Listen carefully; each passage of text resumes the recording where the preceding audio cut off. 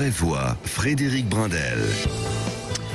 Les vraies voix, effectivement, qui continuent avec Clément qui nous a rejoint. Bonsoir. Bonsoir, mon cher Clément Barguin. Vous savez que c'est une personne très importante parce que il présente la chronique sur les élections présidentielles qui arrivent, mais c'est aussi avec lui que nous préparons cette émission qui est d'ailleurs conduite à la réalisation, et je dis bien conduite, par Maxime Sénat. Aucun lien. Mais pour accueillir Clément, c'est parti.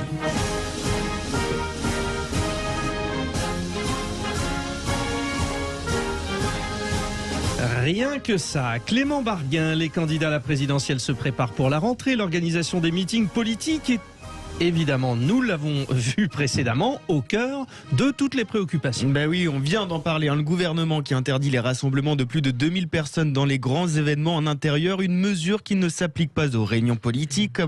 Ça veut dire que chaque parti peut s'organiser comme il le veut. Hier, La République En Marche a annoncé qu'elle respecterait cette jauge pour ses meetings, mais d'autres ne s'y plieront pas. Le Rassemblement national a tranché. Il n'appliquera pas de jauge pour son prochain grand meeting programmé à Reims le 15 janvier prochain. C'est ce qu'a annoncé ce matin sur Europe 1 le porte-parole du Rassemblement national, Sébastien Chenu. La question ne se pose pas. La Constitution permet normalement, jusqu'à preuve du contraire, mais c'est vrai qu'avec ce gouvernement, il faut s'attendre à tout, aux meetings et réunions politique de pouvoir être tenu sans limitation. Ça n'empêche pas les gestes barrières, évidemment, ça n'empêche pas les éloignements physiques, ça n'empêche pas de prendre un certain nombre de dispositions. Même tonalité chez les Insoumis, pas de jauge dans les meetings, notamment pour le prochain qui se tiendra le 16 janvier au Parc Expo de la Beaujoire à Nantes. C'est ce qu'a déclaré Éric Coquerel ce matin chez nos confrères d'RMC. Je pense qu'il serait problématique qu'on commence par une jauge de 1000 personnes. Je vais vous dire pourquoi. C'est que le gouvernement nous a habitués à dire des choses au début, et au fur et à mesure, de fil en aiguille, à généraliser des mesures liberticides. Entre ceux qui respecteront les jauges et ceux qui ne le feront pas, je ne sais pas vous, mais moi j'ai l'impression que les meetings politiques vont ressembler à ça.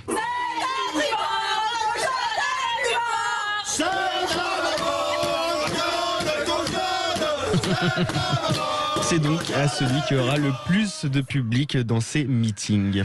Alors, qu'elle envisage d'être candidate à la présidentielle. Christiane Taubira publie aujourd'hui une tribune dans les colonnes du Monde. Une tribune dans laquelle l'ancienne garde des Sceaux évoque la question de l'unité de la gauche face à la multiplicité des candidatures. Nos convergences, même avec des nuances sur certains sujets et sur des méthodes, sont suffisantes pour nous permettre de gouverner ensemble pendant 5 ans. C'est ce que déclare Christiane Taubira. Christiane Taubira qui semble favorable à une primaire à gauche. Nous disposons d'instruments démocratiques et je pense que la délibération collective sous procédure législative ou sous forme citoyenne doit être réhabilitée pour trancher sur ces grands enjeux. Ça, c'est ce qu'elle écrit dans les colonnes du Monde, mais c'est un peu devenu une ritournelle. On en parle maintenant tous les soirs. Chaque jour, on nous parle d'union, de rassemblement, mais les postures restent les mêmes. Je le rappelle, pour Jean-Luc Mélenchon, une primaire à gauche, c'est non. Soyons sérieux, on est à 4 mois d'une élection présidentielle. On va faire un congrès du PS à ciel ouvert. Et après, il nous reste 2 mois pour mettre au point un programme et un gouvernement.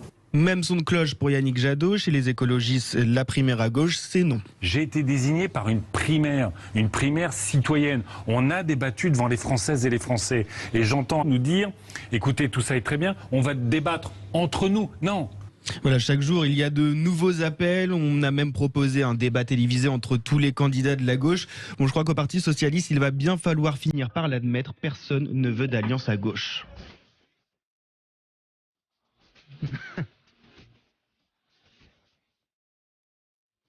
Reste plus qu'à choisir qui représentera le Parti socialiste en 2022. Arnaud Montebourg, Anne Hidalgo ou Christiane Taubira. Moi, j'ai vraiment l'impression que ça se jouera entre ces trois-là. Et puis les autres, ils vont faire leurs courses seuls de leur côté.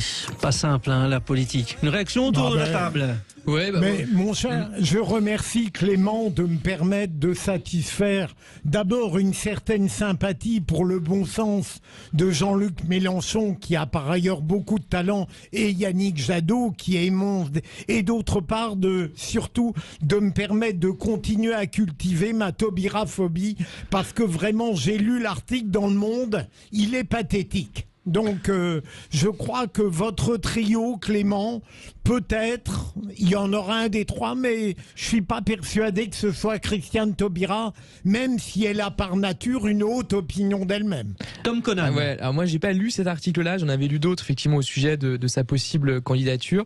Ça semble effectivement être un geste un peu désespéré du camp de la gauche. Effectivement, il essaie de trouver quelqu'un, ce qui se conçoit puisqu'ils sont plus ou moins en passe de pas être au deuxième tour.